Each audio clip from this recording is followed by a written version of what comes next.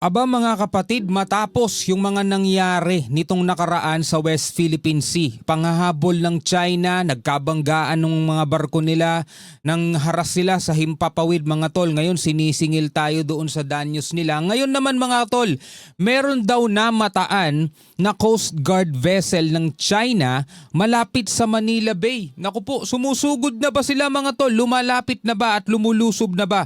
Yan ang ating aalamin mga tol, no? Bibigyan natin ng komento at reaction video itong balitang ito mula rito sa News 5 Everywhere. Sabi rito sa title, CCG o Chinese Coast Guard Vessel namataan malapit sa Manila Bay. Naku po, lumulusob na ba sila mga tol, no?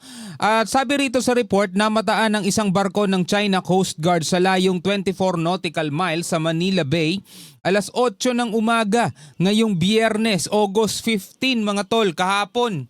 No, kahapon yan mga kapatid. So bago natin to simulan, huwag mong kalimutan mag-subscribe. Click mo na rin ang notification bell para ma-notify ka whenever na may mga bago tayong reaction video tulad nito. Huwag na natin patagalin pa, panoorin na natin to mga tol. Kasunod ng insidente ng banggaan sa Bahod de Masinloc nitong Sa isang linggo lang yan mga tol from Monday, August 11 hanggang etong Friday, August 15. No, sunod-sunod mga tol ang mga insidenteng nagaganap dito sa West Philippine Sea.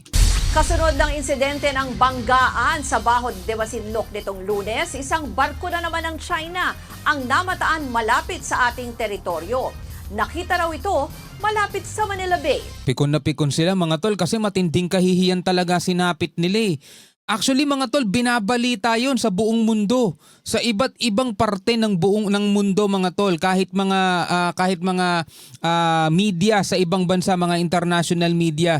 Talagang sobrang kahihiyan mga tol yung sinapit nila. Sa ibang balita nga matapos nilang habulin yung Philippine Coast Guard, yung target nila, hindi yun ang tinamaan nila, kumbaga yung sarili nila. Talagang sobrang kahihiyan daw yun sa bahagi ng sahanay ng China.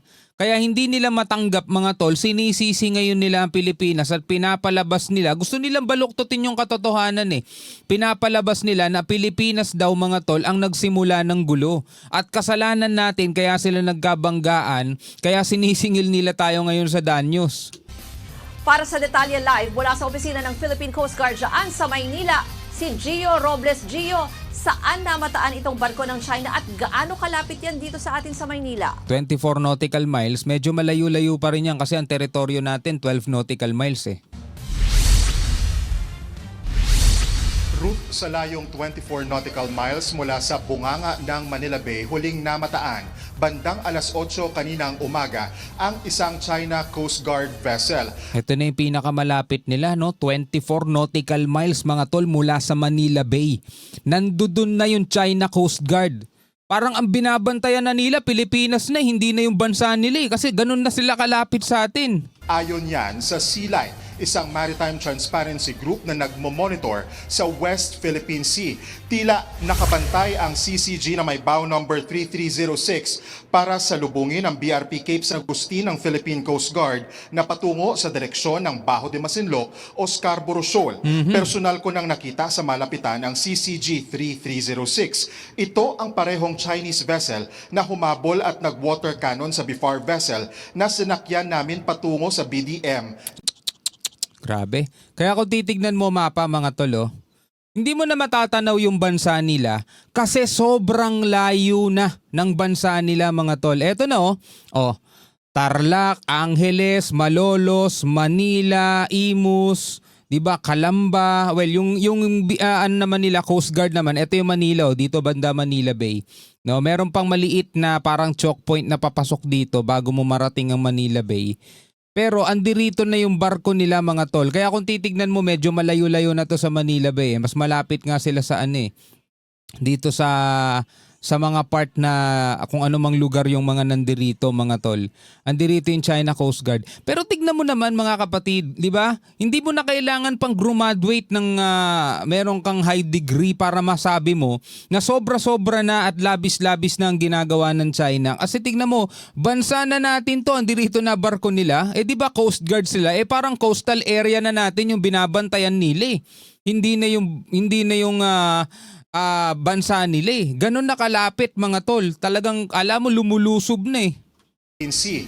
Tila nakabantay ang CCG na may bow number 3306 para salubungin ang BRP Cape San Agustin ng Philippine Coast Guard na patungo sa direksyon ng Bajo de Masinloc o Scarborough Shoal. Personal ko nang nakita sa malapitan ang CCG 3306. Ito ang parehong Chinese vessel na humabol at nag-water cannon sa BIFAR vessel na sinakyan namin patungo sa BDM nitong August 11. Ayon sa founder ng Sea Light na si Ray Powell, nakapatay na ang AIS o tracking system ng CCG vessel. Oh, wala na. Pinatay na nila yung tracking nila para hindi na malaman kung nasaan sila.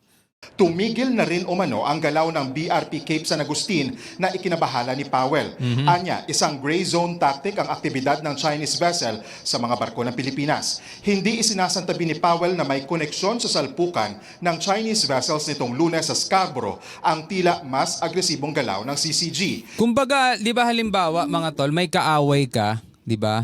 Tapos sasabihin sa'yo yung kaaway mo, inaabangan ka na dun sa may kanto. Parang ganun ang datingan nitong mga to, mga kapatid.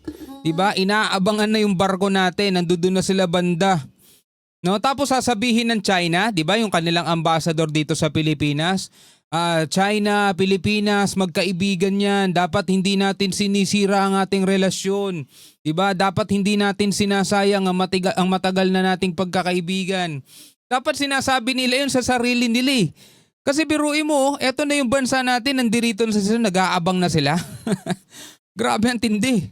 Hindi rin ito ang unang beses na may China Coast Guard vessel sa labas ng Manila Bay. Samantala, iginiit ng Department of Foreign Affairs na walang pananagutan ang Pilipinas sa salpukan ng mga barko ng China sa Bajo de Masinloc. Kahit saan talaga tingnan mga tol, walang pananagutan ng Pilipinas dyan. Unang-una, hinabol nila tayo eh. Tayo naman syempre para depensa ng sarili natin, hindi tayo gumamit ng dahas, hindi tayo gumamit ng kahit anong armas. Ang ginawa natin mga tol, umiwas. Kasalanan bang umiwas? Yun ang tanong eh. Kasalanan bang umiwas? Ayon kay DFA Secretary Tess Lazaro, bagaman masaklap ang kinahinatnan ng insidente pero hindi raw Pilipinas ang may gawa. Di ba? Kahit sa ang korte nila isampa yung Pilipinas nagsagawa ng dangerous maneuver o ilabas niyo yung buong video. Di ba? Ako kasi nakikita ko umiiwas ang barko ng Pilipinas doon sa water cannon nila. At kitang-kita naman nag-cross sila yung barko nila na PLA Navy at saka yung Coast Guard nila nag-cross. Kung ang Pilipinas ang nasa gitna, ipit tayo doon. So ang Pilipinas umiwas lang ang barko natin mga tol. Kaya hindi natin kasalanan yun. Napakalabo. Kasabay niyan, muling giniit ni Lazaro na bayaran na ng China ang mga barko at kagamitan na nasira sa resupply mission ng Pilipinas sa Ayungin Shoal, Hunyo ng nakaraang taon. Singilan pala gusto nyo ha. Ayan singilan tayo ngayon.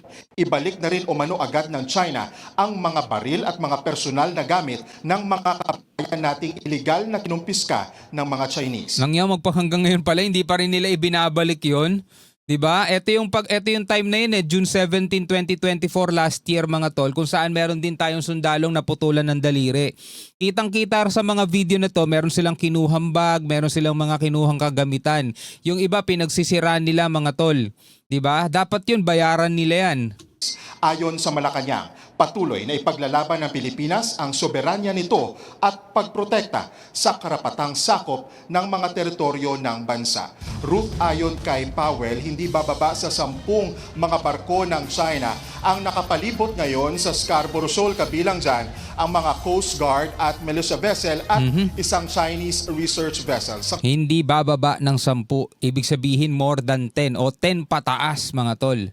No? Ganun karami yung barko nilang nakabantay ngayon dito sa may Scarborough Shoal. Ngayon Ruth, nandito tayo sa Philippine Coast Guard Transparency Office sa Maynila at mamayang 3:00 ay magsasagawa ng press briefing si PCG spokesperson for the West Philippine Sea, Commodore J. Tarre. Okay, sa mga susunod nating video mga tol, alamin natin kung ano ang sasabihin ng PCG about nga dito sa paniningil ng China. At gusto ng China mga tol, bayaran daw natin yung mga naging danyos ng kanilang barko. Ayon, batay mga kapatid doon sa isang Chinese maritime expert. Eksperto pa man din, di ba? Eksperto pa man din, pero kung titignan mo mga kapatid, parang wala talaga siyang kaalam-alam, no? Sa diferensya ng sinadya at saka ng umiiwas lang. Hindi natin kasalanan mga tol eh. Hindi naman natin sinadyang banggain natin to para magkabanggaan sila. Hindi malabo talaga mga tol eh. Napakakalokohan nun. Biruin mo, nandirito tayo sa loob ng easy natin. Hinabol tayo, winawater cannon tayo. Ang gusto natin, makaiwas para hindi tayo masaktan, hindi tayo masira, hindi tayo magkaroon ng danyos. Kasi napakaraming ulit na nilang tinamaan ng water cannon ng mga barko natin, mga tol. Ang nangyayari, nasisira. Di ba? So ang ginagawa nitong BRP Suluan, umiiwas lang siya. Pero mas magaling yung kapitan natin kaysa sa kapitan nila. 'Di ba? Ayun, nagkabundulan silang dalawa. Ngayon sinisisi tayo. Ay, kalokohan talaga. Anyway, bilang mga Pilipino, ano ang inyong masasabi rito mga kapatid? Comment na lamang kayo sa ibaba. Maraming salamat sa inyong lahat. Ako nga pala si Shovel D. Peace out.